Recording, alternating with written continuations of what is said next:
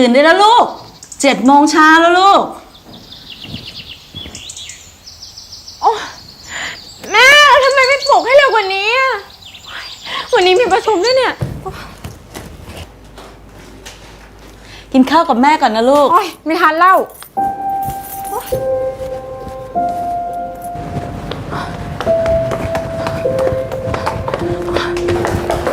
สวัสดีค่ะพอดีผมเริ่มประชุมไปเป็น10 โมงนะช่วยหาให้ผมทันหน่อยสิได้ค่ะ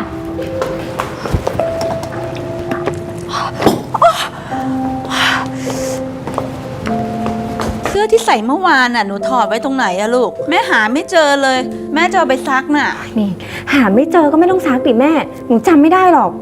หนูงานยุ่งอะแม่ผมหาบัญชีรายชื่อลูกค้าไม่เจอไม่รู้ไปลืมไว้ไหนไม่เป็นไรค่ะงั้นเดี๋ยวหนูช่วยหานะคะ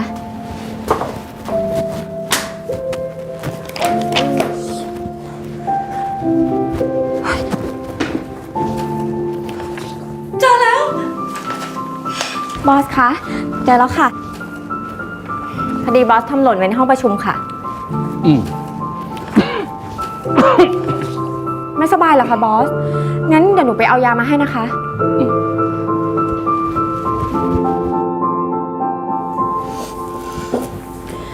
กลับดึกจึงลูกจะกินข้าวหรือว่าอาบน้ำก่อนดีอะลูก หนูเหนื่อยมากเลยแม่หนูอยากพักนี่ถ้าไม่สบายก็ไปหายากินซะอยู่ได้น่ารำคาญ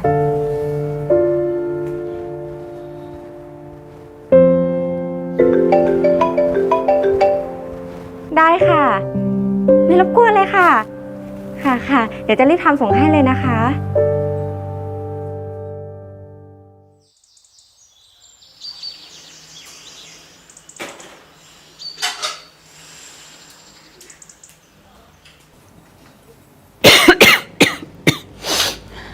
แม่จะออกไปธุระข้างนอกแป๊บหนึ่งนะลูกหนูอย่าเล่นคอมจนลืมกินข้าวแล้วลูกนี่แม่เลิกยุ่งกับหนูสักทีได้ไหมหนูโตแล้วแม่ดูแลตัวเอง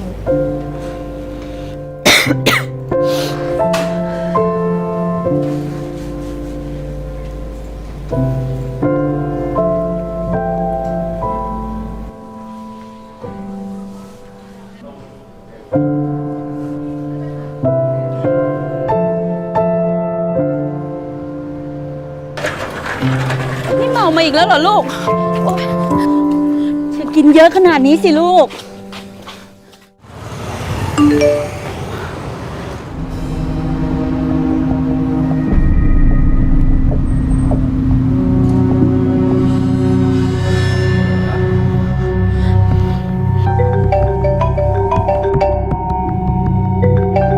รับสิลูกแม่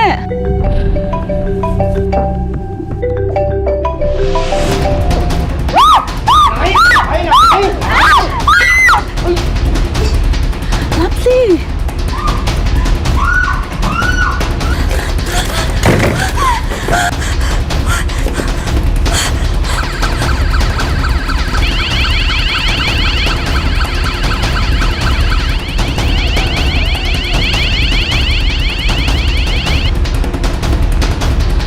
สถานีตำรวจใช่ไหมคะ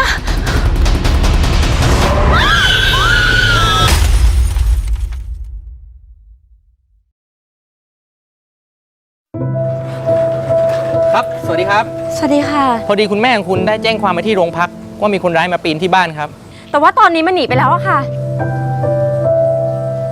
ถ้าอย่างนั้นผมขอภาพจากกล้องวงจรปิดเพื่อติดตามคนร้ายมาดำเนินคดีด้วยนะครับ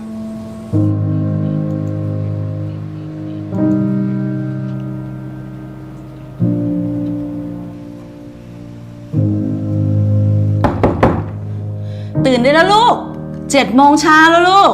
แม่ทำไมไม่ปลุกให้เร็วกว่านี้อะวันนี้มีประชุมด้วยเนี่ย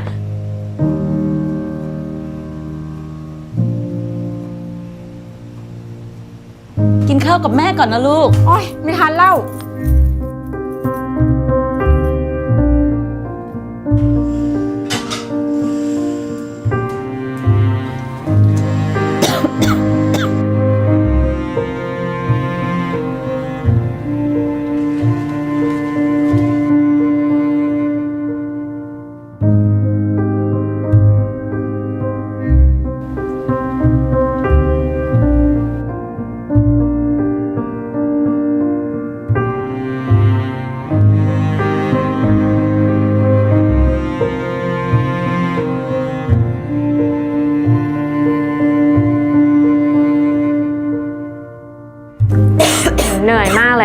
ากพัก นี่ ถ้าไม่สบายก็ไปหายากินซะ ไออยู่ได้น่ารำคาญ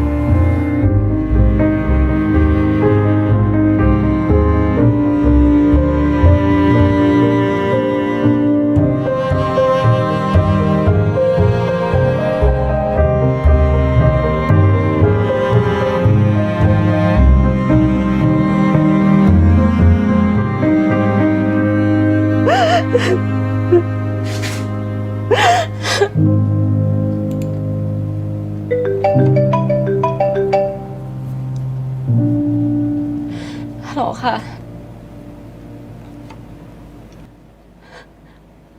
แม่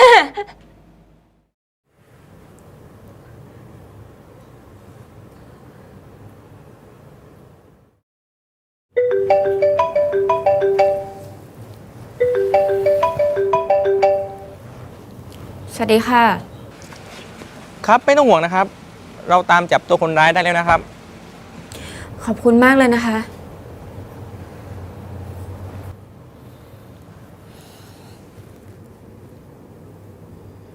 โทษนะคะ อันนี้โทรศัพท์คนไข้ค่ะ ขอบคุณนะคะ